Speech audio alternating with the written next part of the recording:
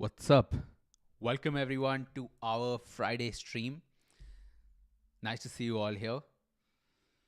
Let me get Janil on. What's up, Janil? Another Friday. Here we are.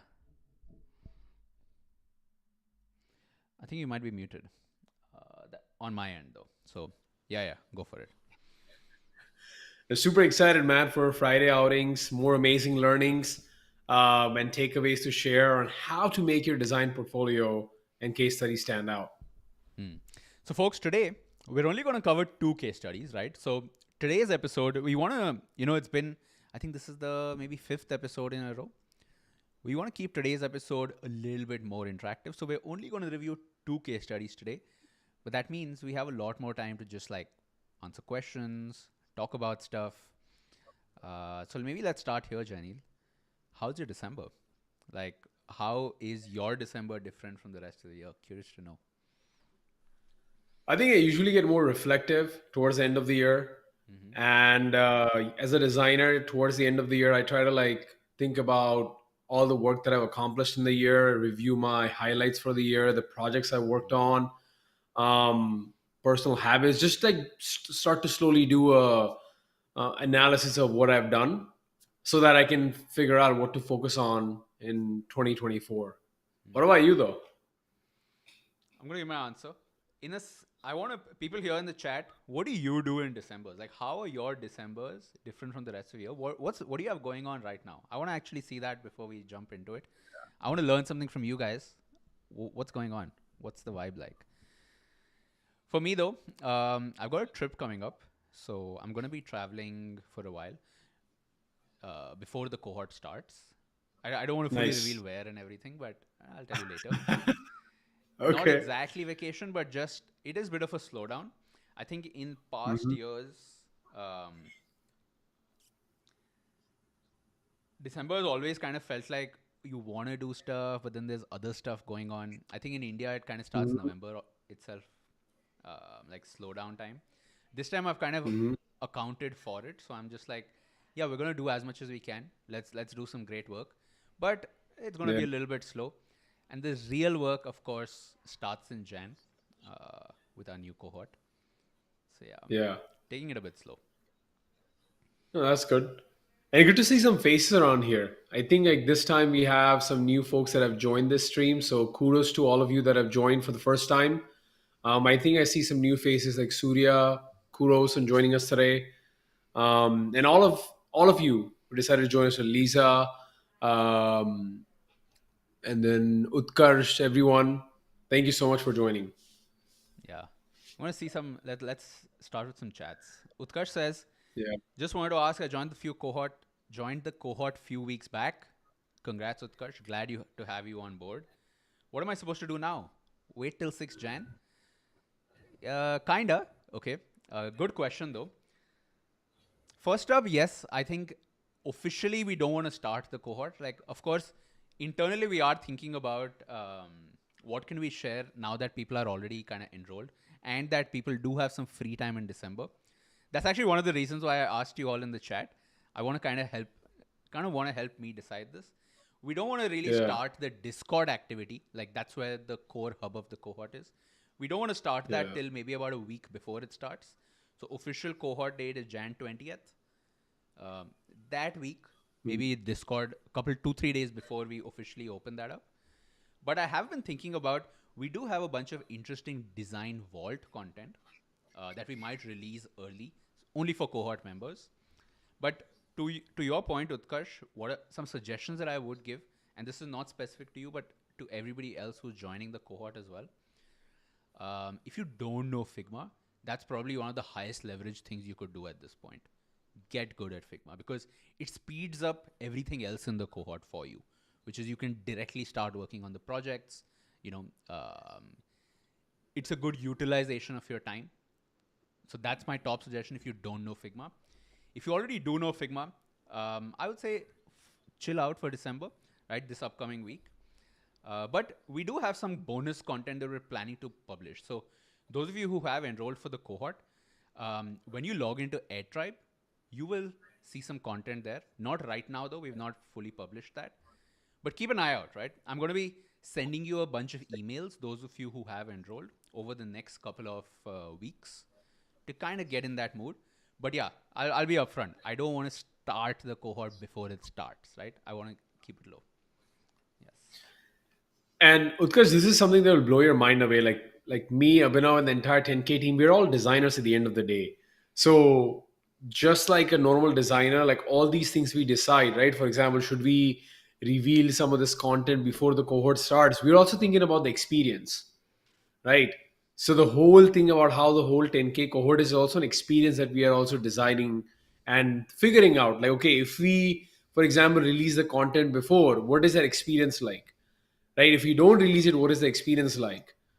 So it's really like a little bit meta, but just wanted to like put it out there. But yeah, keep an eye out. Just this week we were discussing this, and we've kind of actually put together a bunch of content, a bunch of bonus content that is outside of the cohort. These are some of our top guest sessions from some of the past cohorts. We're probably going to make those available. So keep an eye out. You'll get an email from me. Just make sure it's not landing in spam. Yeah. Few more. What are people doing in December? Eat, sleep, design, repeat. Nice. Really good way to spend the time. Exams. Uh, shouldn't your exams be over by now? As far as Yeah, I I was know, thinking the same. first half of December, most exams get over. Maybe not. Chill. What's up? Ignoring what happened in the past, doing more precise plan for year 2024. Interesting. Jenny, do you believe in or follow like New Year resolutions? Um, I try to make them like lifestyle habits if possible, because with New Year resolution, the problem is like you start with a very like unless you only have one New Year resolution, like very hyper focused, it's good to follow. But if you have like bunch of New Year resolutions, you start Jan, Feb, and you forget about it. So I tend not to do that. So I'll figure out like, okay, what is the one main thing that I really need to focus on? So maybe some habit improvement, something. And then my goal would be how can I make this a part of like everyday things that I do? And then it becomes a habit. Mm-hmm. So it's not necessarily New Year resolution, but more of like this has to happen this year. Mm. Mm. I mean, can you tell us what that is or not yet? Yeah, I mean, no, absolutely. I think one of the things that I want to focus on in the new year is get a little bit more strict about my routine. Like sometimes I'll wake up early, like sometimes I don't wake up early. So, for example, one of the things I want to do starting from 2024 is make sure that every day, no matter what, I wake up at 6:30. Like today, I woke up, like because we have the stream. But there are some days I don't have the stream, so I don't wake up. So I want to make sure I wake up early so that I can meditate early and then I can do some other things. So let's Mm-hmm. just be a little bit more strict about my routine. I think that's something I would want to nail down for 2024. Mm. Got it. What Nice. about you? I don't really do resolutions. I think in the past, like talking about childhood, right? Like um, maybe this is relatable to people. I don't know, but I do feel like this concept of resolutions never made sense to me in the past because I was like, dude, I have limited control over my life. Like, so to set a top down goal for the year and saying this is the resolution needs to be done, you need to have control over your life. Like, it's like if it's all work and whatever. Anyway, and I'm also not the kind of person who can say, I'm going to force myself to do something. Like, I don't know. I'm not able to use force like, oh, bro, just fucking get it done. Like, I do that, but I can't do that for the whole year. I can do that for maybe 2 weeks, right? And that's what I like to refer to as a sprints, where you're all in and then you can recover for a while. So, New Year's resolutions never really made sense to me. But the alternative that I kind of follow is definitely a quarters model. So, like, I feel like ever since I've moved to Copenhagen, I started to think of life like very seasonally because over here, life during summers and life during winters are like totally different. And so you are kind of automatically tied into the seasons a lot more than, let's say, India, where it's all tropical. So since it was that seasonal thing, I kind of also now operate on quarters. So 4 quarters in a year. We know this is Q4. It's going to be kind of slow because of all this other stuff. Q1, of course, important quarter because a new cohort is starting off. Do I have grand goals for the year though? I think that's what it comes down to. More than more than resolutions or the exact mechanism, I do think for sure that a new year is a good reset. I think a lot of times we don't allow ourselves that permission to just let go of stuff. And so to have a calendar year which literally marks a reset for a lot of people, including me, just like, okay, let's start fresh. What I want to do this year, I want to, I guess, work wise, I really want to do a lot more.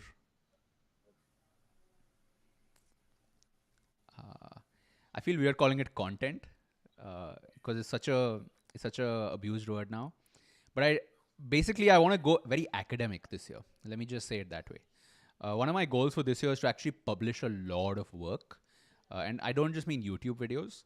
One of the projects we're working on is like a 10K designers library, which is I was literally putting down what have we created in the last couple of years, and you know, ever since the rebrand, ever since we started officially just saying, "Oh, design school of the internet," it's kind of changed my thinking. Where I'm like, what is a school supposed to be? What are the different things that run in a school? So I'm just a lot of research into that.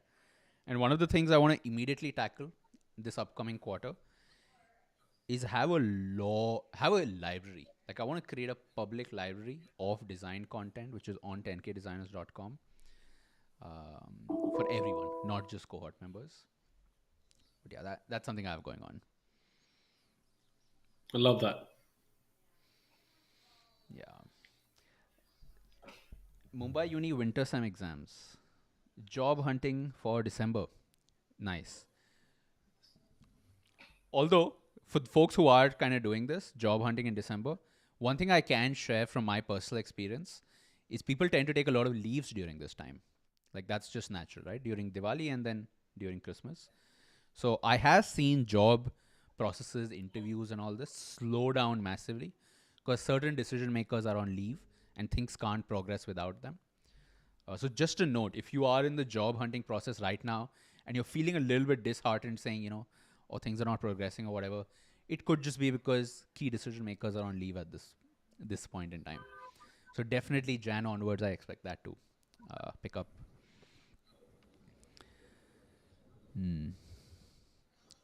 Making components, nice. Yeah, same time last year, C6 was actually going on. Mega says, could you share how many people applied, how many got selected? I don't want to share yet because we still have some time to go. But I can share that we are quite selective. Of course, now that 10K Design is a little bit more of slightly bigger of a brand, number of applications have really gone up. And I mean, just to give you all a little bit of insight, the way cohorts work is you cannot just say, oh, this cohort will have 1,000 people because 1,000 people applied, right? Like a lot of the cohort model and the way it's designed works at certain numbers and needs to be redesigned as you go to different numbers. So our number of people that we admit has roughly stayed the same while the number of applications has gone up as our brand has kind of grown. So that is something I can share. Final number, I don't have one yet though. Yeah. And then one quick thing from a experience perspective is that you might be wondering, but what's wrong in just not being selective and admitting everyone? Well, a big part of, like, if you've never taken or enrolled in a cohort based course is also the interactions you have with your peers. And as part of 10K cohort, we want you to have really meaningful and transformative interactions with other peers. That means having interactions with folks that are maybe already like designers in some way, folks who are as excited as you, having the right mindset. Because, like, it only takes one person with a different mindset to really have, I don't want to use the word negative, but not really like a positive experience for the rest of the cohort members, right? So that's why being really selective is one of the reasons why I feel 10K is where it is. So just want you all to know that why 10K is very selective in who gets in. Yeah. And of course, guys, it's not that I would love to teach 1,000 people in a class, right? I, I don't have, I'm not opposed to making it available for all. It's just that it takes time. And, we're a pretty small team. We're still kind of figuring it out. Been around for only a couple of years, still in our growth phase. So we will eventually figure it out. And, tying this to what I talked about earlier, we will, we do have a massive ongoing effort right now in creating a library. And the reason I keep using that word library is when I came to Copenhagen, and this is something I kind of realized, I saw a lot of the public libraries available here, right? Of course, we have that in India as well, not a big deal. But in college, library for me was the place I would go to borrow books. And then in Manipal, our library actually had a lot of study halls, like air conditioned study halls. And so it was the place where I would go to study. Like it was not just the place to get books, like information, but a space to hang out. Like it creates that learning environment. So cohorts do create a space, right? It creates accountability because there's a start. There's, every week there's a schedule. We're kind of, and we stay very on track, like no delays. We kind of, like my mindset now is like, it needs to run like an airport, like as efficient as possible, the space. But the library is something we want to do, which is now that now that our numbers are slightly growing, now that we do have a lot of people interested in learning design from us, I want to create a lot more free content that's on this thing called the library. So I think that is probably going to be one of our big releases for next year, which is a way for, of course, 10K designers members, but like overall broader design community to have this kind of learning space where they can learn more about the world, learn more about design without distractions like YouTube and everything. So yeah. Okay, maybe let's start. Let's do our first case study, and then we'll come back to this. I enjoy the casual thing. I think last couple of sessions we were focused on, oh, let's get Yeah. these done. Today let's keep it a little chill, a little casual. But let's open this up here. Okay. So first up, the very first case study we're going to be checking out is by Bhupendra. So overall, it's a ride sharing for commuting. Beautiful UI. But yeah, we're going to be checking this one out.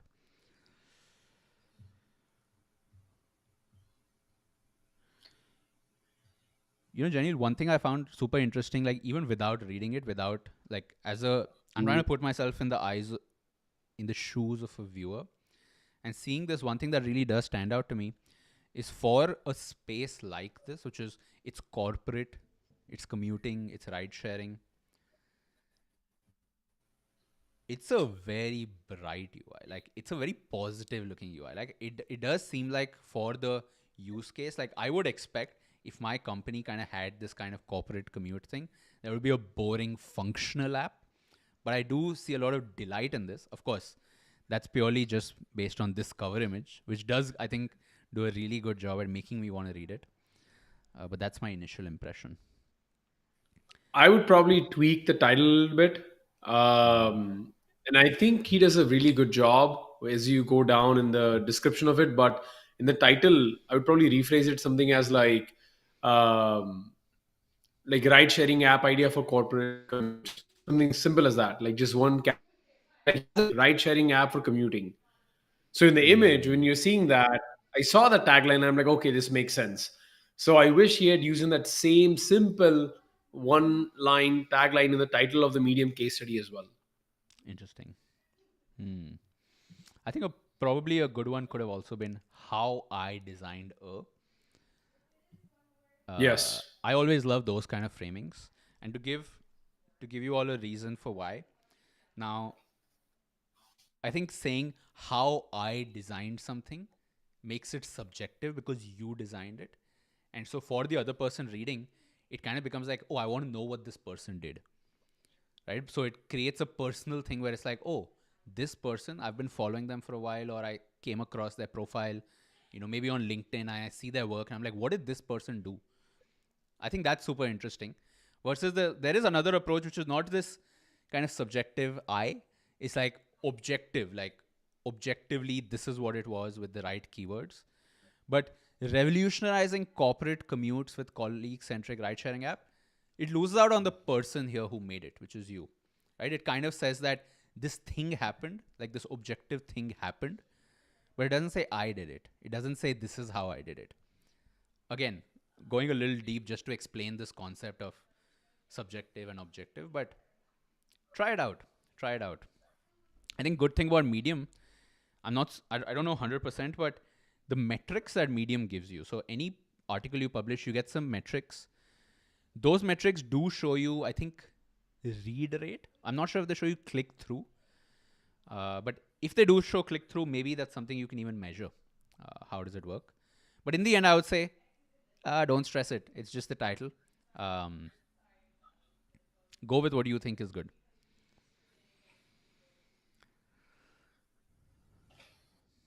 And I'm going to post this link as well. Here we go. Folks who are here right now, you should definitely drop 50 claps on this. But let's go through it first. Yeah.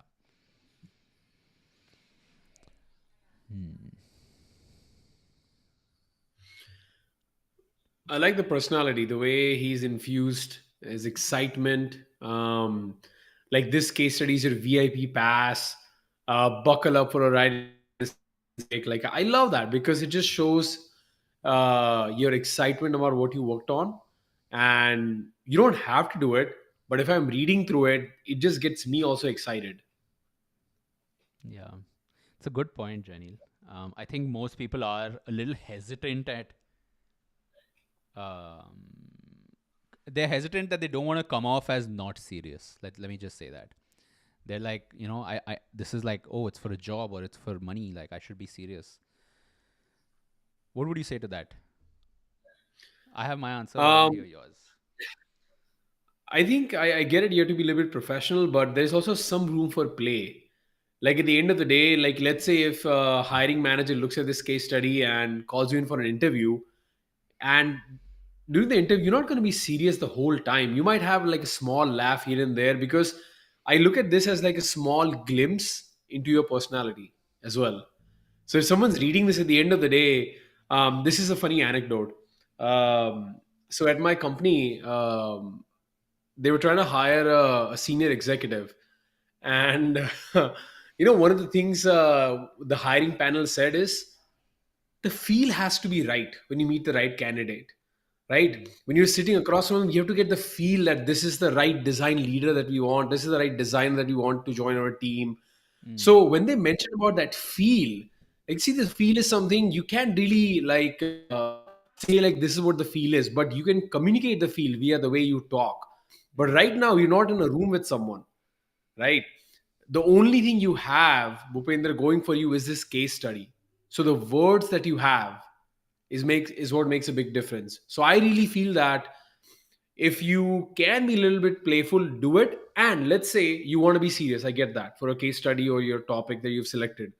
Maybe add one or two lines, right, about your relation with it. Like, oh, I personally commuted in Indranagar in Bangalore to go to my office, and it was very, very hectic. Like, share something about you. Like, during that commute, what do you like to do?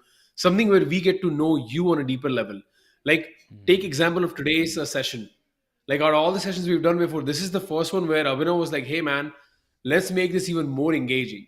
So, like today, for example, we're sharing with you a lot more, like, sort of tangential insights about what we're doing for the year and stuff. Honestly, it has nothing to do with this case, like this thing we're reviewing. But don't you think it's more engaging, right? Let us know in the chat, mm, what do you all think? And that's the same logic that goes here in the case study. mm. Yeah, lovely. And to give my perspective, folks, today it's even more of a reason for you to make it personal. And there's one word behind it, Chat GPT. You know that there's a lot of people who will either be too cringe. Like when I say cringe, I mean like they will fully rely on Chat GPT, and in the prompt they'll say make it fun, and ChatGPT just goes berserk and it just like starts using these like Nibandh type, oh, like whatever. You can tell when ChatGPT is trying too hard, right?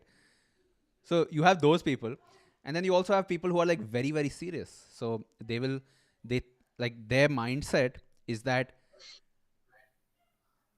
there is a person on the other side who's a serious professional person, like suit, who's sitting there, but and I need to kind of model myself around what a serious person looks like. But in the end, guys, I do not want to hire Chat GPT, right? Like, if I'm hiring somebody who I'm going to be interacting with, a human, I don't want them to have the personality of Chat GPT, guys. Like, really, it would be a pain if every day I show up to work or whatever, and my colleague has the personality of Chat GPT, guys. So anyway, point being, it's a balance. It's a fine balance. Uh, I had that moment, by the way. Recently, a designer reached out like, "Hey, can you give feedback on the case study?" And you know what the first line was, which like turned me off, and I knew exactly this was like a complete copy and paste from ChatGPT.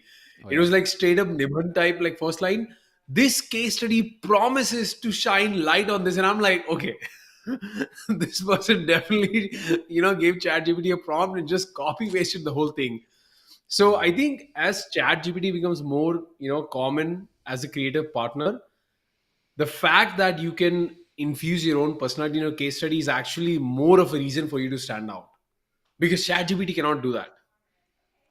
yeah. And people are literally taking themselves out of the competition. Really, a lot of the ChatGPT people, of course, some folks will use it strategically, right, to really, really make their case study better. But a lot of people do want to take the easiest option of just, just do it for me, do the whole thing. Um, but then, yeah, those are exactly the people who ChatGPT is going to be like, okay, I will do the whole thing. You're out of a job. Yeah, don't be a template, guys. Anyways, let's keep going.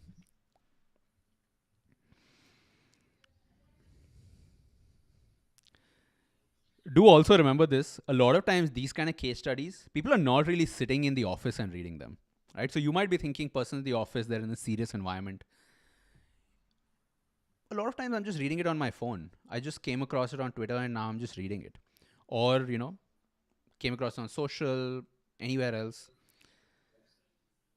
And in the end, these are still humans, right? They're still humans first. Okay. Anyways, I don't want to keep talking about the same point again, but it's such an interesting one. Because Jenny, you said leadership, right? I think this is even more true when you get in leadership positions. I think right now you might assume that the more senior you get, the more serious you have to get.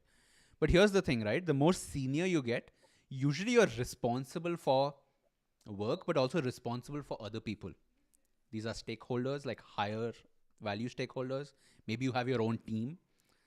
And when you have to manage other people, like you have to manage their expectations and all of this, guys, nobody wants to have ChatGPT as their boss who's like just like trying to be neutral, trying to be a corporate drone. They want somebody with personality, right? And in the end, if you want to kind of motivate people, like creative work, a lot of it is, let's just say creative leadership, like design leadership. A lot of it is getting people excited for that outcome, helping them remove any blockers, helping them remove any confusions. And you can't be in a serious controlling state to do that. You have to be in a little bit more open of a safe space where it's like, hey, do it. Don't worry about will I be able to figure it out or not. Just focus now and just do it. And so that ability to connect with people, you don't connect with people by being very serious. You connect with people with meeting them where they're at, which means being okay, reading the room, maintaining that fine balance to, oh, let's just be playful here. Okay. Case study. Let's come back. Three Yeah. key objectives.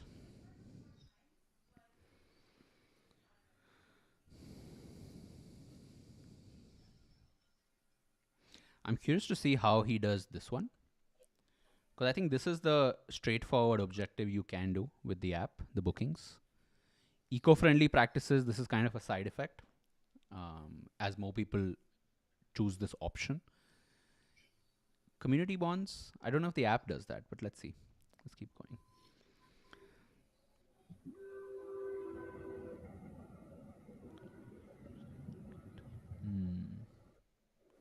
Folks in the chat, let me know. Have you used any carpooling apps? Because personally, I've used Uberpool like once or twice. Not really. So I just want to know in the chat, have you used some of these apps? I like how he's staying on point with the brand, with the glass morphism. Like even with like showing like all the different apps that are in the ecosystem, he's used the same design and feel. Along the way, also showing that he's done the due diligence of not only looking at options in India, but actually, this is, by the way, this is really amazing. He's looked at abroad options outside of India for design inspiration and creative ideas. And then he goes above and beyond by actually showing those examples. Like, for example, some of these names outside of India, I didn't even know them, like Ride Mm. Amigos, CarPloy, and then he highlights that, hey, these were the main takeaways from each of these apps that I took out for a spin. Mm. Okay. Yeah, pretty standard problems. I could imagine. But then the Mm. details, the obsession to the details is what I like from Bhupendra. Is like even for the call outs, he's followed the same layout that he has for the rest of the case study. Like now, again, look at those cars and the pain points, right? Very nicely It branded. makes you want to look at it. Yeah. It's kind of like the brand guideline. Not only did it apply to his app, but also to these graphics, which is always cool. Folks, you want to do this, by the way, just because this is right. At the end of it, when you are really hired at a company, you are paid actually a good amount of money to pay to give a damn about these small details. So the fact that he's doing this here just shows that, communicates that. So if possible, in your case study, if you can do something meta like this, absolutely go for it. Mm. One point that I'll drop here, right? And I think I try to repeat this point as much as possible. This is for the beginners, right? This is a trap that I want you to avoid. A lot of beginners, especially if you're very early in the journey, you might see this and you might think that, okay, I need to do this, like this particular thing, or I need to do benefits for employer and whatever. The point is, what you need to do when you have a problem statement is to find the solution. Any solution will do, bare minimum, but a good solution is better. A case study is you, after the project is over, you are writing about it by doing a retrospective on what exactly happened, how did I do it, and then you are creating these artifacts to tell the story better. The mistake I've seen people do is they flip this around, where they get the problem statement and the first thing they start with is, let's start writing the case study. Now, again, in a real company, you are not going to be making this when you're given a problem statement. You're not going to be making this. Like, you might put this in the slides when you're doing, and when you're presenting it to the company in an all hands later, you might talk about these benefits. But when the timeline for any project should be focused on the project, not on the case study of the project. Do you guys understand what I'm trying to say? A lot of people will try to make the case study while they're designing itself, and honestly, I don't think that's a good approach. You should be focusing as much on actually driving the solution. Case study comes later. Okay. And I think a part of that misconception does come from when you read these case studies, like this says 14 days, but 14 days was the core in which the app was designed. And then there was some more time for feedback, which was outside of 14 days.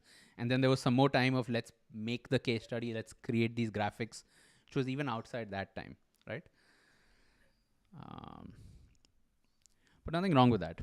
Um, as an individual, though, you reading this, take the useful parts, though, right? Don't be confused by this thing here. Okay. I'm going to skip going through these wireframes, but it's always nice to see them personally, because it does show me like depth of work behind. Not that I will actually try to read what's here, but it's almost like you're showing me the process. Yeah.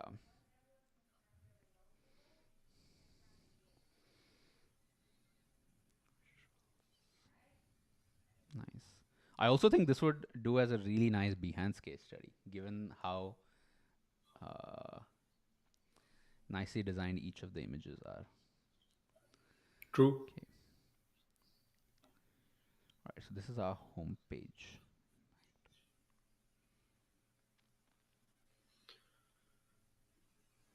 And I think this is where one suggestion I would have is like it's really nice that you're using annotations to indicate the different features. So at a glance, I can see like, okay, what's happening inside the app. Cool.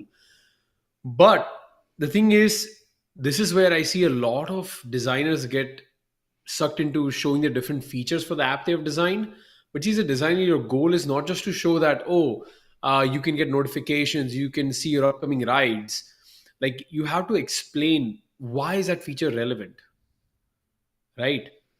So instead of just using this valuable space to say that you can do this, you can book this, try to focus on the design decisions. Like, hey, I introduce spacing between these two components for easier visibility, right? Or if you're gonna explain about like anatomy of a car or changing the date, like explain the reasoning, like added the feature to see the date because it improves the experience this way. So it shouldn't be this like feature readout, like whenever you get a new like Swiggy updates, like added functionality for this as well. This is not like one of those like app updates where you see the different features available now. This is more of like you explaining that when you did this design, right, Bhupendra, what was going through your head? Um, like for example, you have these cards, right? Why did you choose to have the spacing between them? There's so many small details that you can choose to add if you wanted to, right? So like for example, the next button is the one that is most prominent, right? So maybe explain about why did you choose to make that more prominent over everything else. So like there's all these things that we can kind of learn. Like for example, you have um, unsaid rules for the ride, right? No smoking, no food spills, be on time.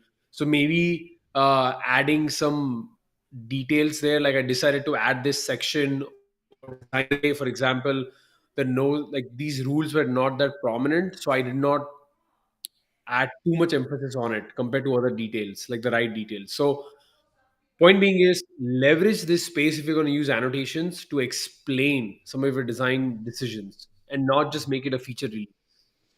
And one way you can remember this, folks, is there's the what and then there's the why. There's what, why, how, right? A lot of times. What is what you've done, right? So that's the first thing which Janil said, which is here, it explains what it is, where to. What is it? It's a feature that lets you set your destination and find rides, right? Nothing wrong with saying what, but find the balance. In a few places, talk about the why. Now, of course, the example like Janil gave, like, oh, maybe spacing or something.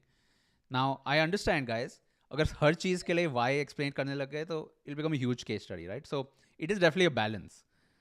Some things you will say what it is, other things you will say why it is, so other things you can even say how you got there.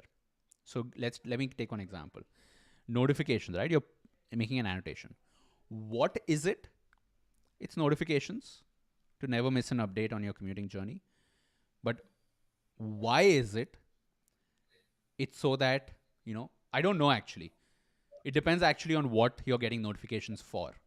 But if notifications was not there, it would be a problem. So why is it important that it's there? That's why.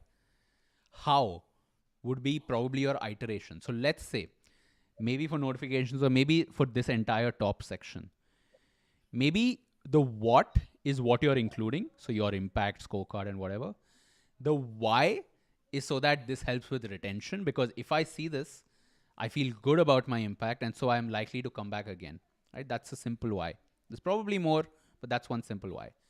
How would be, what are the explorations before you decided on this? So for example, you might have tried a different version that did not show numbers, but maybe it showed something else. Or you came up with the idea for something and eventually you settled on this. The how would be, from all these things that you explored, how did you decide this was good? And maybe show before and after or something like that. Now, again, guys, you can't do what, how, why for every single thing that you've done in your design, right? That would become too long, and it takes time to explain these things. But that's the balance you have to find, which is what's worth talking about in detail, and what can I just little bit talk about. It's okay, that much is enough. Yeah. Evan, I'll give you my hot take on why this happens. This is just my hot take. Oh yeah. So, like in this case, Bhupendra decided to create a completely new app that does not exist in the market. And I've seen a lot of designers do this. So the challenge is when you create a completely new app that solves all the pain points that you've identified in your user research process, the temptation is to kind of like focus on the different features because now you're kind of like acting as a founder promoting your app more than anything. But this is where I feel like it's actually more helpful to take one or two of the features you found useful in the user research that are lacking and add them to an existing app in India. So, for example, Bhupendra, out of all the pain points you found, my question then becomes is could you integrate that in any of the big players that you have in India? Like maybe it's Ola, maybe it's blah blah car, maybe it's S Ride or Ride or Ziffy. Could you add one of them there? And the reason for that is a couple of benefits. One is they have an existing UI, so it forces you to kind of figure out how that experience ties in, which will force you again to justify your design decisions, right? Like why you decided to add it there. And then here's the most important part: when you add this feature to an existing app, right, or existing company feature, you can tag their design team. It can go viral. It will get visibility. Like right now, this is more of like you created this hypothetical app that's awesome. But imagine if like somebody in the Ola design team sees this case study from you, right? They're going to be like, oh my God, we're thinking about the same thing internally as well. Let's have a chat with Bhupendra. So your suggestion, Janil, is basically another thing you can do is with that same research. Basically, what Bhupendra has done, nothing wrong with this, but another approach he could have taken is with that same research, redesign or improve one or two features from an existing app based on what he went through. Yes. Got it. Nice suggestion. Yeah. So, folks, going through, we're going to get Bhupen on in just a bit. But I do see he has followed this, by the way, which is I think the images, all of them talk about what primarily. The text talks about why. So, if you see here, I think the decision Bhupen has taken is for this tab. So, like find rides. This is the why or kind of what. But anyway, I'm not going to nitpick too much, right? In the end, these small things don't matter. In some ways, it's the cohesive whole, right? And cohesively, I think this does a fantastic job at talking about these flows. It is sometimes difficult, by the way, guys, for flows like this, right? Like these long flows, like create a ride. In your Figma, it's just going to be like 20 screens like this in a row. But sometimes when you need to communicate it, let's say you have a presentation in your company and you're presenting to somebody and you need to make slides or even a case study, you need to make images like this. I like this visualization where it starts from here and then these dots kind of take me through. And so it's like this. Yeah, good visualization. Yeah. Okay, let me get Bhupen on. We'll talk about it a little bit. We wrap this one up. Okay, let's see here. What's up, Bhupendra? How are you? Yeah, hi. Hi everyone. Hi Abhinav. Hi Jamie. How are you guys? Doing awesome. Great, man. So, folks, first up, if you enjoyed what you've seen so far, kudos to Bhupendra in the chat. Let's go. Number one. Also, do check out the link. I've shared it up here. You can go check out, and if you want to read through in more depth, you want to bookmark this for later or whatever. Bhupen, tell me more, bro. What was your experience like, designing this app? It I would say it's a my own user what do you say pain point. Mm. I have experienced this problem statement myself. So before this design career, I was working as a mechanical engineer. So I used to travel to work and come back to home. So I've experienced this problem statement myself. Yeah.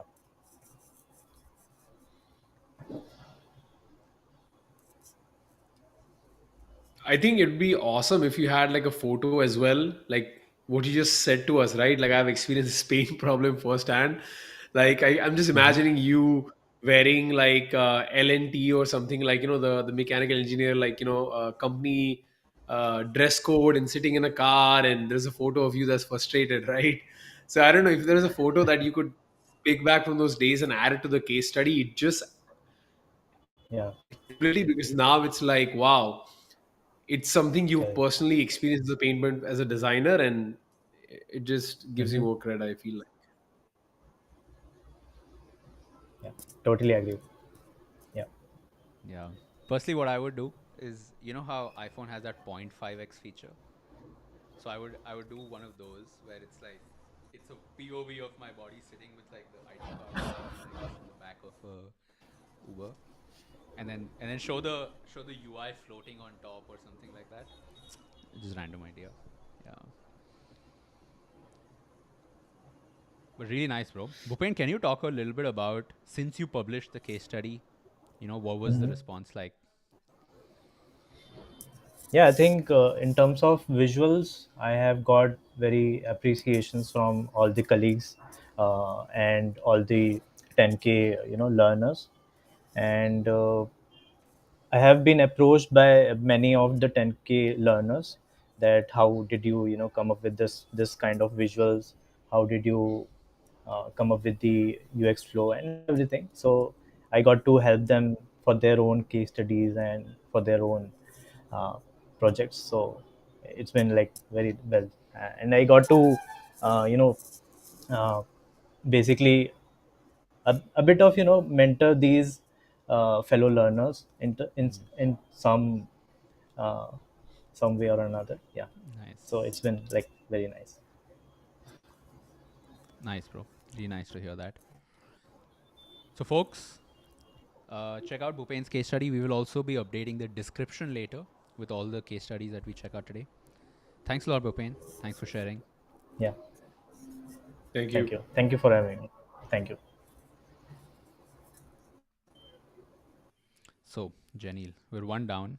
Um, I know we normally do quizzes, but Yeah, I was waiting for you to press that button, bro. no, I thought maybe we'll do something different this time. Um, Maybe Okay. we'll answer some chats or something. Yeah. Yeah, I just I think we should. I think I'm gonna save the quizzes for the cohort. The reason why is I think these kind of quizzes are more fun when it's in real time, like Yeah. instantly, because on Zoom there's no latency, right? You're there at the same time. Yes. Here, I think there's at least 10-20 seconds sometimes based on your internet. So no quiz for today. I'll skip that. Um, yeah. Folks, any questions that you have, feel free to drop in the chat. We can take a few before we go on to the next case study. I think I like the point that you mentioned, and thanks for bringing this up. The one where you're like, talk about your personal experience and show your personal experience as well. I think that is like trying to tie that to another concept we discussed today. It does seem like a lot of people are taking the easy way out of just using ChatGPT for a templatized thing everywhere, right? I'm sure you all have also seen on LinkedIn, on Twitter, in a lot of places. You see stuff and you're like, bro, I don't think this person really talks like that, right? You can tell it's kind of templatized. But think about this, folks. Like most people have not actually started using ChatGPT, right? It was still quite early there. So the point I'm trying to make is going into this year, that a lot of people are going to be doing this shortcuts route of, templatizing as much as possible, which means also the amount of spam and like bad content on the internet is kind of going to go up. So these kind of small things, I think you will definitely get a outsized ROI, these personal things, because that's something that a chat GPT cannot do, right? Take something from your personal experience. And why is this important? Is it just to show personality, which is the point we were talking about earlier? I don't think so. I think another point is rememberability, which is the for somebody who's reading this, maybe one or more of these case studies, they are more like, so for example, in Bhupen's case study, if you were to ask me a month later, what do I remember? I'd probably remember the blue and pink UI. I'd be like, huh, it was a very beautiful looking app, which is great. That's a thing you want people to remember. But outside of that, I will not remember any personal details about Bhupen's like personal experience with ride sharing or things like that. Versus, just including a personal photograph or something like that, it just gives more anchor points in someone's memory, right? So do try to do that. It's not always about just kind of trying to be personal or trying to show off your life or something. It's just trying to create these memorable moments. Yeah. And my take on this is that, for example, for Chat GPT, the thing is it takes away your ability to add your own personality if you just copy paste the whole output, because it tends to like summarize, add bullet points, and you kind of know at this point that okay, this person has just copy pasted that. Now, on the other hand, you could use a AI tool like Midjourney or DALI to kind of like come up with quick visual iterations of, like, for example, in the previous, if you watch the recordings of a previous live stream that we did, where one of our cohort members actually used Midjourney to create these images of a Gurukul. Now, that is very hard to do, right? Because to find like open source or free to use images of a Gurukul right away, that's hard, right? And something that you could use. So in those kind of cases, I think it's very valid to use a creative partner like this. But outside of that, I feel like with Chat GPT, Mm, you're missing out on an opportunity to show who you are. That's the main challenge. yeah. What happened to I my think camera? you, yeah, I saw that the battery or something is off. Mm. Can you take over for a sec? Let me just Oh yeah, reconnect. absolutely. Yeah, yeah. Yeah. Be right back. This is a very good question from Nishank. Like, how is the design of work life compared in different zones like the US versus Europe versus India versus Australia?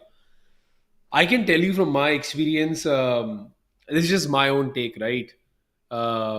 Working in the US versus like India. To be honest, I haven't worked much in India as a designer. So, but I have one internship that I did in India very briefly. But I've also have friends who worked in India quite a bit. My take on this is that when you're working in the US, it's a very multicultural environment, in the sense that in the team or the project that I'm working on, right? I'm the only Indian designer. Like there are some other Indian designers as well, but I would say like we are the minority. You could say that there's a lot of other people, Americans from other countries that I'm working with. So when I'm working with them on a daily basis, I have to be aware about these cultural differences. For example, like all of us come from a different place, different upbringing. So when you're interacting with these people, you have to be like aware. Uh, how do I say, like aware of these different things, right? These are these unspoken rules. Just maybe being more polite. So, for example, if I was working with a team in Ahmedabad, let's say that's where I'm from originally, so I was born and brought up. So if I was in Ahmedabad, I know that I will have to shout the loudest, or maybe I would have to, hijack the room to make my point heard, or something like that. I'm just maybe stereotyping a little bit, right? But then here, when I'm presenting my ideas, like on Zoom, it'd be like, okay, raise your hand feature, and then I would wait for my turn to come. So there'd be like all these unspoken rules of how to present myself. So those are some things I've noticed that are more different. I've also noticed that. Uh, Titles not don't necessarily carry that much weight, in the sense that open debate, open criticism of ideas in a meaningful ways kind of celebrate. Like for example, if I was working in India, again, this is my hypothesis based on what I've heard, and there was a VP and a CEO in the room, there would be like a thinking like, oh, like I cannot like say something about this because their title and who they are and stuff. But here I feel that as long as you have a good reasoning on why this design has to be done, that kind of open debate or criticism is encouraged, no matter what their title is. So I would say these are some differences just at the top of my head. Um, the design teams tend to be also bigger. By the way, let me know when you're back on as well. Um, Yeah, go on. Go on. so the design teams I also notice are quite bigger, obviously because design scene is, I would say, more mature or a couple of steps ahead in terms of iterations in the US versus India. So I primarily I worked most of the time in business to business or B2B settings, as they call it. And the teams that I've been a part of have usually been like sometimes as big as 500. Like I've worked on teams that big, like 500 designers. Can you believe that? And even my current design team, I think before some of the layoffs, it was like as big as 200. So when you're working in that big of a team, suddenly what happens is you're no longer a solo player. You have to be a very good team player. You have to be someone that is open to taking criticism, open to working with everyone else as well. And these are things, if you're working on a small team, just one or two people and stuff, you don't necessarily have to worry as much. Mm. Nice question though, Nishank. And you know what? It's one that we should talk more about. In fact, given that we have this unique opportunity where 10K Designers was founded in India, has its roots in the Indian ecosystem. Yet we have very good connections to number one, Europe, me being here, number two, US, Jenil being here, but also is now slowly a lot of US campuses where a lot of, not a lot, some percentage of our alumni are now going. So we will, I think, talk about that a lot more. Yeah. Okay. Few more. I'm just gonna check it out. Megha says, when will the result for that 80% scholarship, the podcast one? Megha, I think you might have to check with Rahul, but my guess is he's picked someone already. He's just not announced it. So it'll probably be out very soon. He's probably going to be announcing that on his Twitter. I see a question here, which is how can I determine my specific improvement areas if I haven't received feedback from my employer on design assignment? So, very specific question here, by the way, folks, which is design assignment. Because, and my answer, Richa, is normally when you do these design assignments, there tends to be a round after it where it's a review, but sometimes that doesn't happen, right? Sometimes assignment is kind of the last and then they let you know it unfortunately not been selected. Some companies also tend to ghost you. I don't like that, but yes, it does happen. My suggestion to you, Richa, is you typically, some people try really hard. They're like, I'm going to reach out and I'm going to ask them for feedback. I've seen it working sometimes. Maybe if you reach out to the designer, they will share, hey, this is some things I liked and I didn't. But most of the times, companies don't share this feedback because they don't want you to be like, acha, nahi, but I did it. Or, they don't want to create a fight or a thing. And a lot of times they can't tell you the exact reason why no. I mean, they had good reasons for why no, but they can't exactly tell it to you. And so that feedback, it's hard to get. My suggestion, Richa, is see if you can publish this as a case study. If you are confident in your work, publish it as a case study because that way at least you get the benefit of, even if I didn't get into that particular company, I'm going to use that work as a stepping stone for maybe a different company.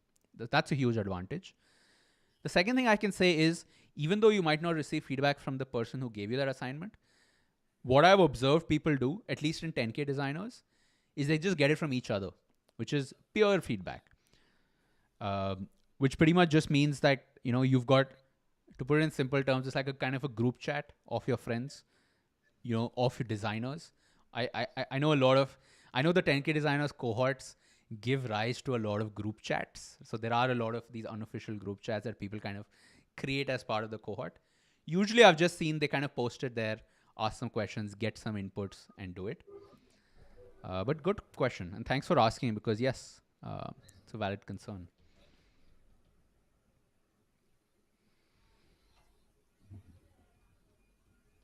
Okay, let's jump back to case studies. Okay, here we go.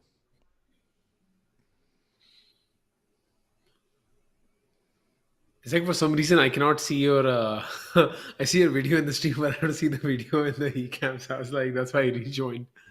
Okay. Yeah, it's an eCam bug. But pretty Ah, much, I see. folks, I want to know in the chat, by the way, I just switched my camera. So I was using my the DSLR before this. Right now, I'm using my iPhone. So I'm using the continuity cam feature. Is this better than the previous? In the chat, let me know. Because I've never really used this before, but it seems really fucking good. Okay. So Jenny, let's jump in here. Um, Yes. you can't see me, unfortunately, on this, Yeah. but That's fine. you have the case study open. Yeah.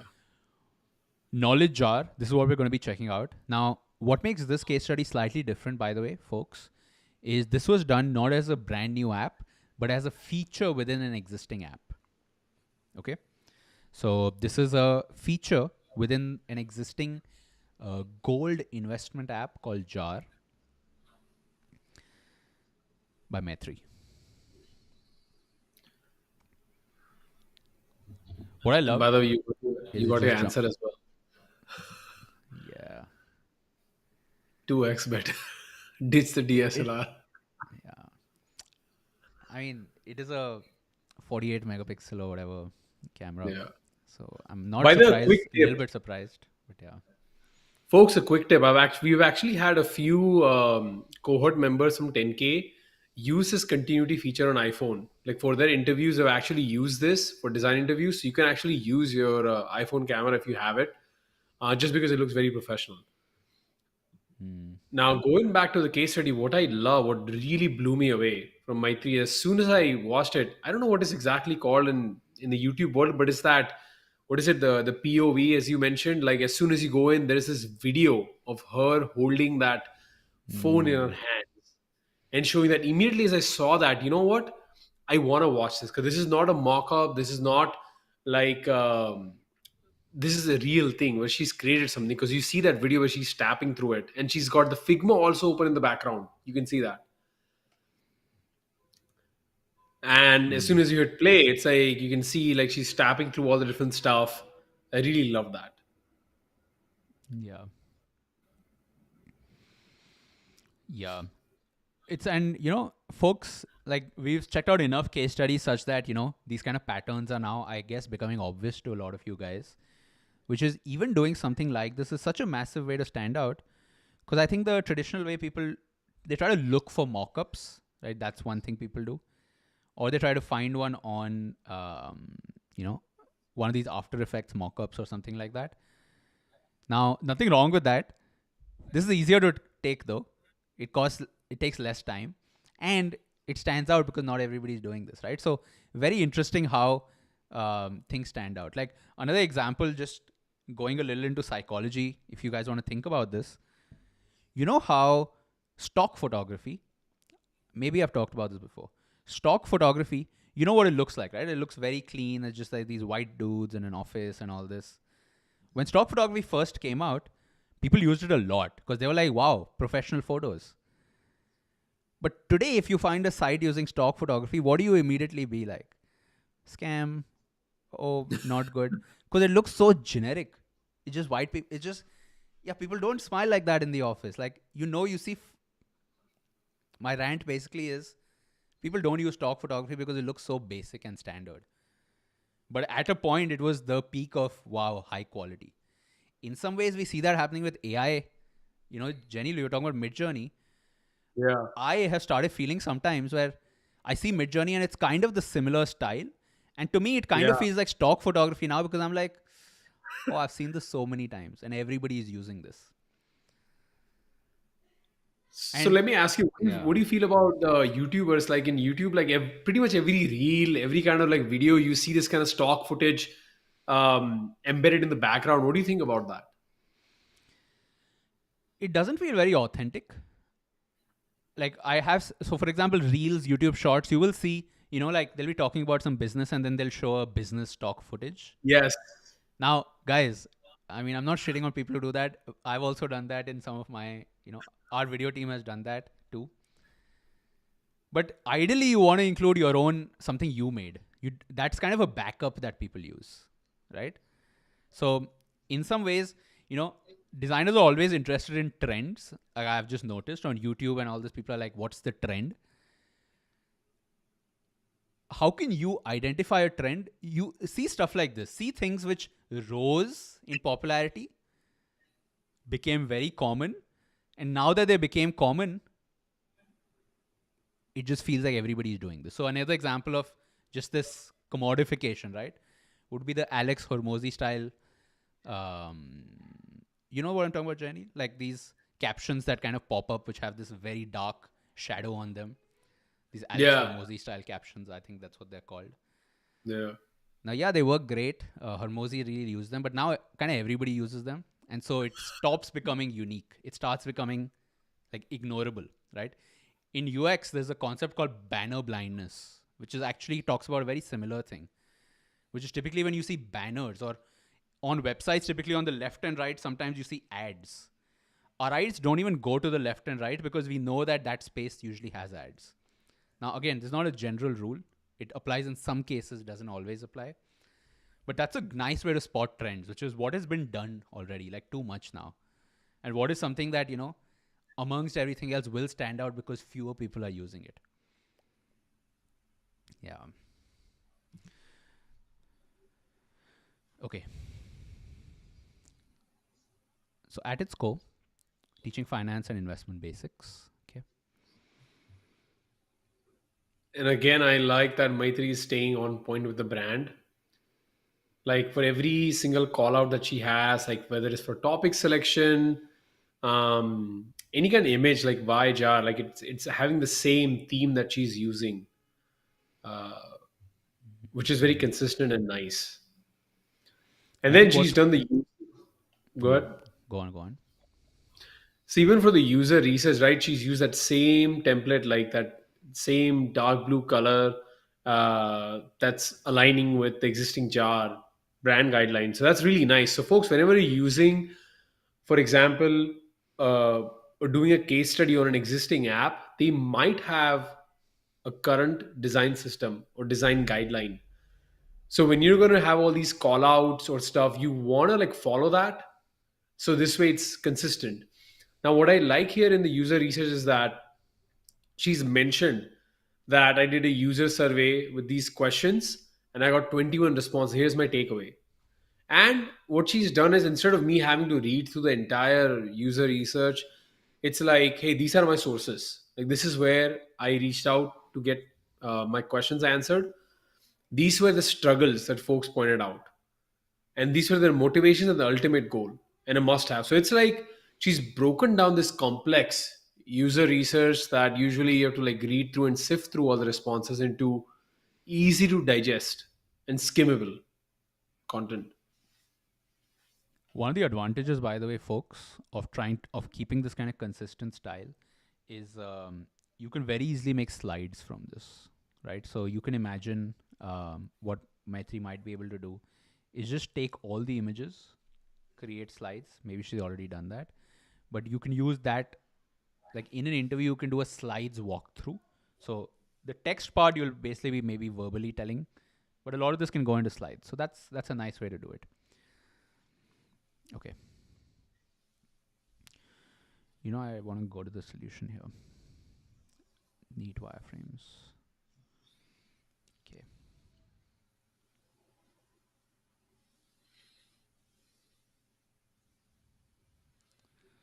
Let's try to apply that framework, Jenny. I think we're onto something with this framework, the what, why, how. Let's try to apply that here. So, what's checking out this first screen here? Full-sized card with key features. See, I like that because what she's done now is she's actually used these annotations not just to like she could have said that okay in these ones these are the different features, but what she has done is between the what, right? She's actually focused on the why, like full size card with key features in the first fold to grab user attention. So the thing is, from the perspective of the hiring manager, like that grabs their attention. Like, oh wow, wait, that whole full size card is there to grab my attention. And then because I know the why now, I would might want to go in and look at the what.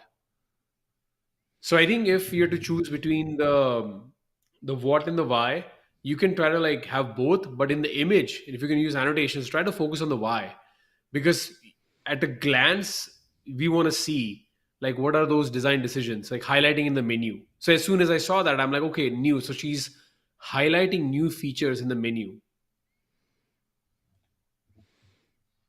Scrolling to the bottom a bit, I see this journey of the intro banner.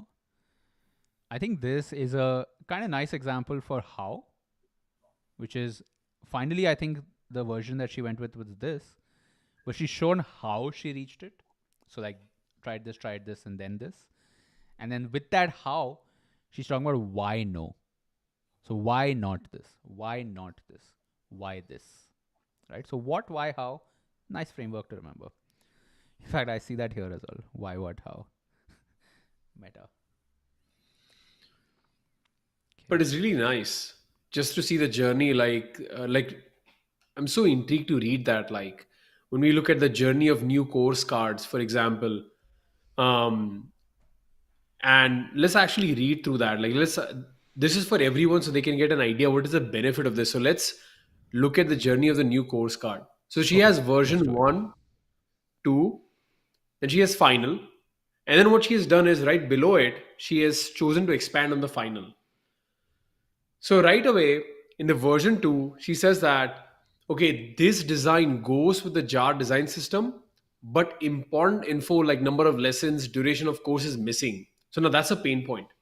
Mm. She's saying that this version 2 is good, it kind of aligns with the design system, but the important information that I need to be there, it's not there. So then in the final version, she actually mentions that this is functional as well as looking good.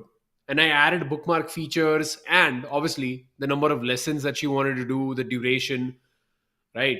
So she's showing you like where the previous version was lacking, the final version with the things that were missing that were added. This kind of detailed breakdown shows like the path that you have taken as a designer. And I really feel like a lot of you should try to copy this framework if possible. What, why, how? Yeah, Mm. and just the way that Maitri has gone about illustrating this, like the previous version, you don't have to show all the versions, but you can at least show like a before version and then final version.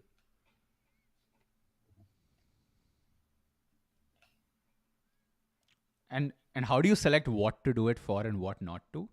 I want to just give a simple one to people.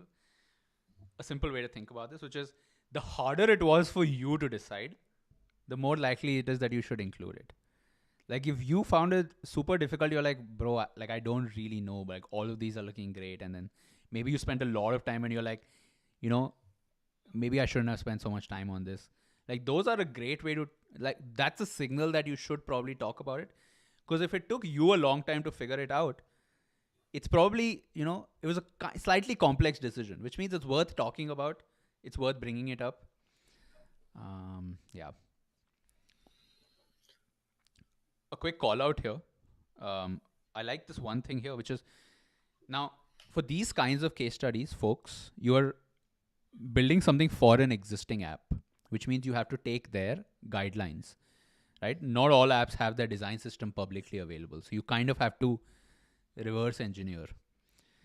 I think Maitry's done a good job at that.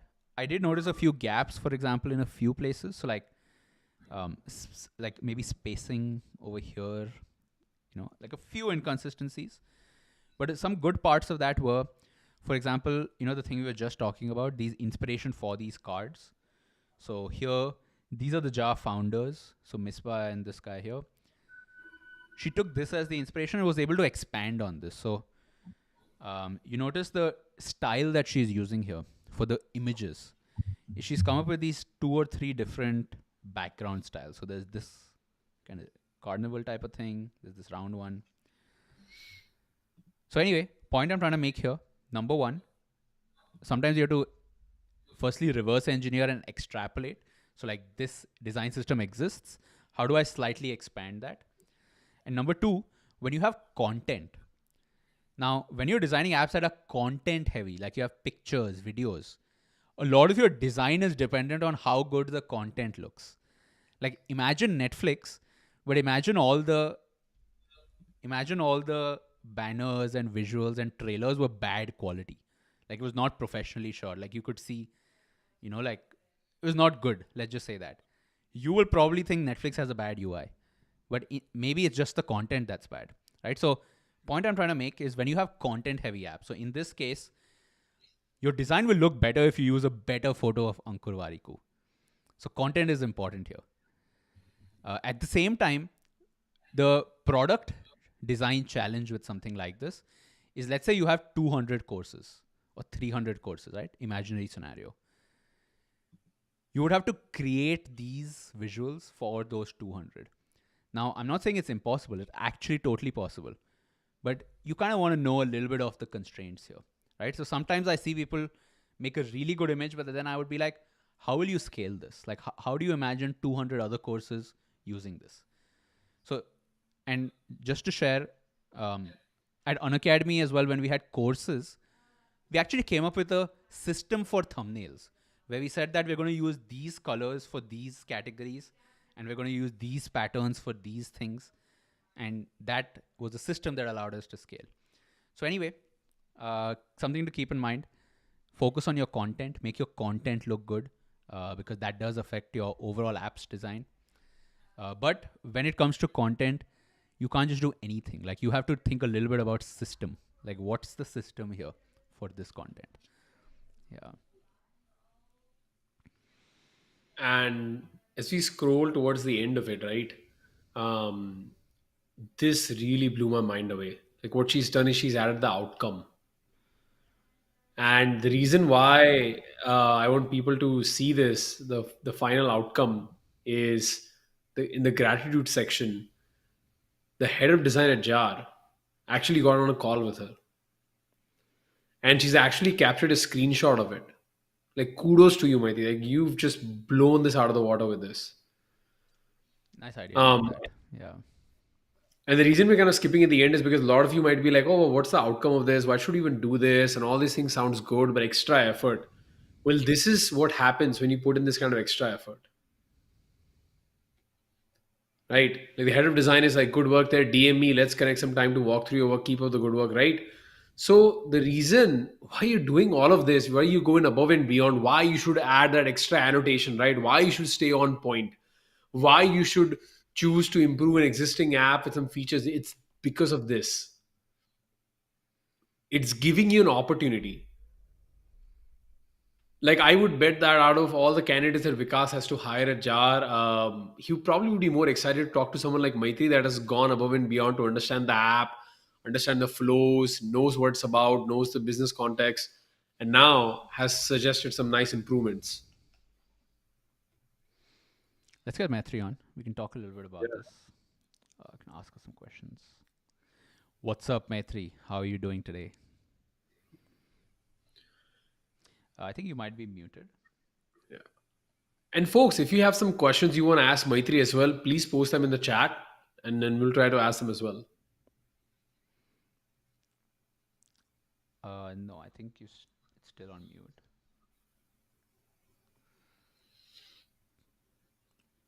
It might be, it's through the software though. So I think you have to unmute yourself in the software. Yeah. Yes, Hello. we can. What's happening? Perfect. I can hear you now. Yeah. Great job, by the way, Maitryee. Great job. This is amazing. I think we're having some connection issue. It's happening. Okay. Try refreshing, Maitryee. I can hear you though. So might be just a temporary issue. Okay.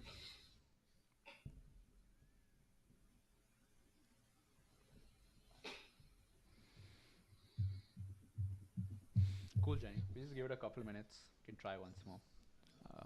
Yeah. Hey, Maitryee. Can you hear us? Hi. Am I audible now? Yes.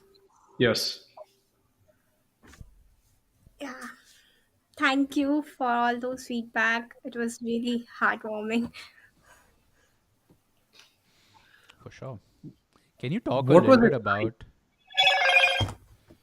Sorry, guys. Yeah, Sorry please for... repeat. Can you talk a little bit about What was your process like publishing the case study? Getting responses. What was that moment like? Uh, Before publishing the case study, I upload that video on LinkedIn, and that was very much hit on LinkedIn. Vikas Mhm. connected with me the very next second, and Wow. I got a lot of queries regarding 10K. People asked for my referral to join C8, and I got a lot of inbound leads from service-based companies. Hmm. So I knew that this is something I can, and I was kind of curious that this is just four screens. How I would make a case study on that. Then I Hmm. connected with Pavan, and he told me to focus on what you did and your iterations. This what how framework he gave to me, and this is really helpful. And I schedule a demo call with Bhupendra for that walkthrough call before Vikas, and he really helped me. All those slides I prepared for the walkthrough calls, and I reuse it here. Mm. Wow. Nice, nice. Did you tag Vikas in that initial LinkedIn post, or was it Yeah, just organically? I did. Nice. Nice. It's very smart. And what was that meeting Vikas like? Like, if you can share some details, like. He was curious to know about me and in general my design process or how 10K is stuff like that. So first couple of minutes we just connected why I transitioned and what I learned, and then about the case study, and he approved me that I have the skills to join as an intern at JAR, and he will let me know whenever they have an opening. And he gave me some feedbacks in general how should I approach a problem statements and stuff like that. Nice. Love it. Oh my God. See, what I love is like for everyone that's watching, right? This is the dream that you want. It's like you want to be the top of mind, right? You want to be top of mind for anyone who's hiring. And by putting your stuff out there, you're definitely doing that. So, Maitri, honest question, a lot of folks who are watching this might be like, well, Maitri was brave enough to put all her work out there. But I am afraid, I'm nervous about putting my work out like that. What advice would you give them? Anyone watching right now? I think one of the thing you can do, you can go to peers who are slightly mature. In my case, I went to Bhupendra. He have a skills experience of 2 years, so he is a peer and he will not judge me on a harsh basis. He is friendly, and I get the honest opinion. So that really helped me to frame my work and give me confidence. Mm. Got it.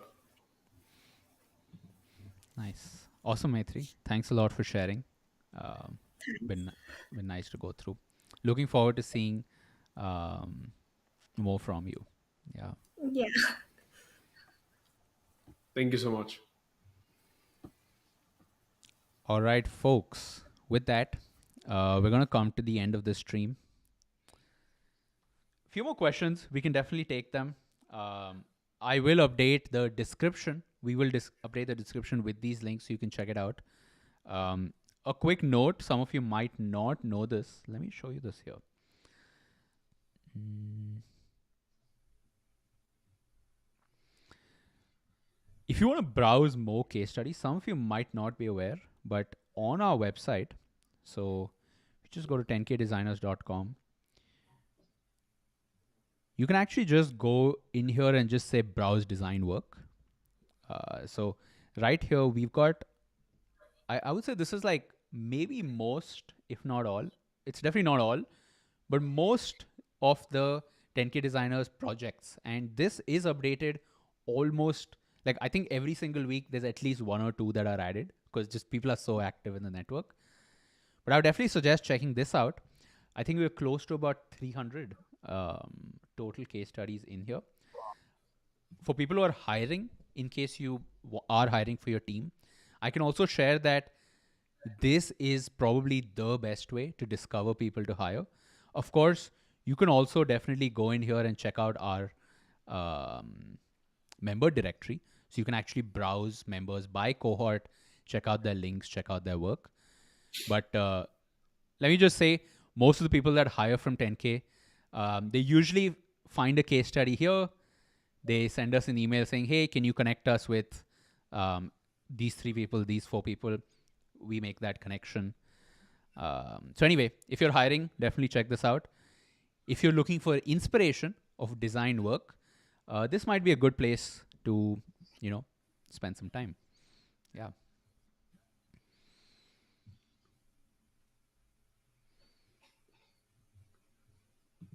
All right, folks, kudos in the chat for Maitryee. Let's go. I have a question from Richa.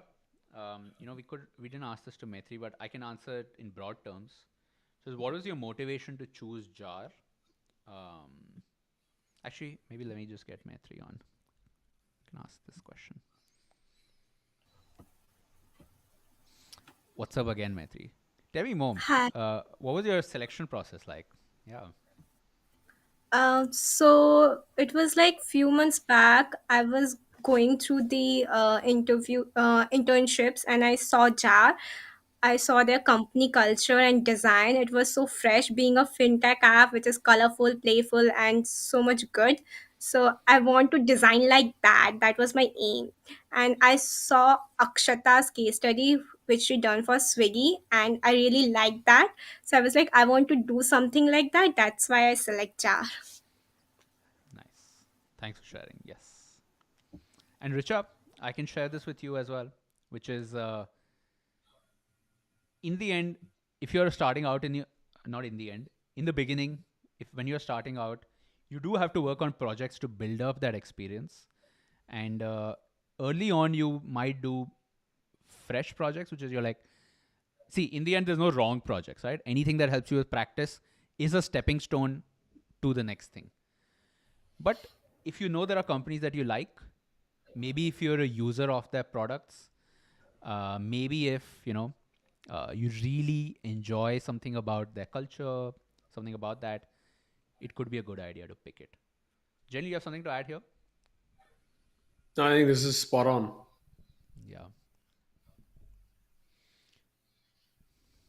And, folks, in the end, I'll also share this, which is selecting these projects.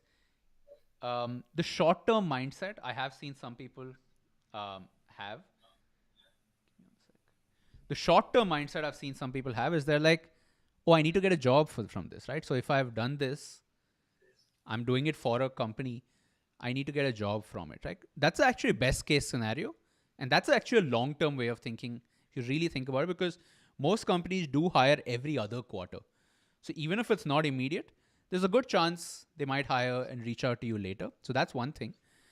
But I don't want you to have the short-term mindset of an immediate win when it comes to stuff like this. Because what you're creating is you're kind of creating these ripple effects. So when you post this, when you post that video, you post your case study, you post some snippets, it goes through these algorithms. People find it, they discover your work. And actually, the first case study you put out builds your, like, let's just say layer 1 of people who want to read something from you. The second case study you put out, those people read it and more people come in. As you put out more work, doesn't even have to be just case studies. There are more people following you for design in general. And so what that does is the network effects. It really increases the odds that you start getting now leads, right? So for example, how Maitryee mentioned she started getting inbound LinkedIn from agencies, service-based companies. What you're pretty much doing is increasing that surface area of luck, that surface area of discoverability. So I'm sure you guys have seen on YouTube, you'll see how YouTubers like put Narendra Modi in the thumbnail, or, they'll put like Swiggy in the thumbnail. Similar principle, right? If you really think about it. What they're using is they know that this is a recognizable brand or a recognizable person or recognizable company. They maybe making a video on Tata or something like that. And so more people are curious because they're like, oh, I recognize that. I want to know something. And now they start following you and they're like, I want to read more stories, right? That's how the YouTube game works. But it's kind of similar here. One of the reasons, like, Jenny, you might be surprised by this. I was listening to this Kunal Shah podcast. And he was talking about this concept that designers are creating work. And he was like, I don't remember exactly which podcast or the statement, but what he was saying was, people now create really good design work just to get an interview at cred. And so Wow. it's satisfying as a founder because you're like, yeah, we are creating, people do want to work for us, and that way we get a high quality thing. But then also, when you post a cred redesign on LinkedIn, it probably pops off a little bit more because it's cred and everybody recognizes it, right? So it is kind of engagement hacking slightly. But then, folks, if you're early in your journey, I don't think so much, right? In the end, you want to do good work, right? You have your entire career. This is not something you need to figure out in year one of being a designer. You can figure this out later, right? As long as you have a good foundation of skills, these are solid things to experiment with. How can I hack attention on these platforms using my design work? Difficult, but it's fun to do. Yeah. Absolutely. All right, guys. I see a question from Upinder, which is, hey guys, month before cohort 8 starts, I want to utilize, what do you recommend? Upinder, we talked about a little bit in the beginning, but I'll just say this again. Best bet would be Figma if you're not already familiar. Get as good with Figma as you can, mostly because it's actually very easy to learn and it really speed up your assignment. So your assignment time, right? Like you will, let's say, have 14 days for an assignment, maybe just like some of these case studies we saw. If you're learning Figma for the first time, typically it's a little slower because you get stuck in some features or whatever. Good thing is we have a community of people, so you can immediately ask someone, a mentor or a peer, and get unstuck. But anyway, the highest leverage thing would be get comfortable with Figma. Outside of that, if you're already comfortable with Figma, keep an eye out. We're probably going to start publishing some sessions on AirTribe early for Cohort 8 members. These are some of the past session recordings of some of our top sessions, some of our guest sessions from the past. So keep an eye out. We're currently just putting that together, but we'll probably share an email with you with some bonus content that you can start watching on AirTribe even before the cohort begins. All right. So Jenny, we wrap up? Yeah. Cool. Thanks, guys. Thanks a lot for joining. We have one more live episode left as of now, right? We have one more scheduled. We wanted to kind of end these before Christmas. So we will do one more next Friday. After that, I think we might have a bit of a gap, but would love to see you there again. We also have a lot of videos coming out on the channel, non-live. We're working on some new formats. So stay tuned. See you around soon, somewhere on the internet. Have a nice December. Bye-bye. Bye.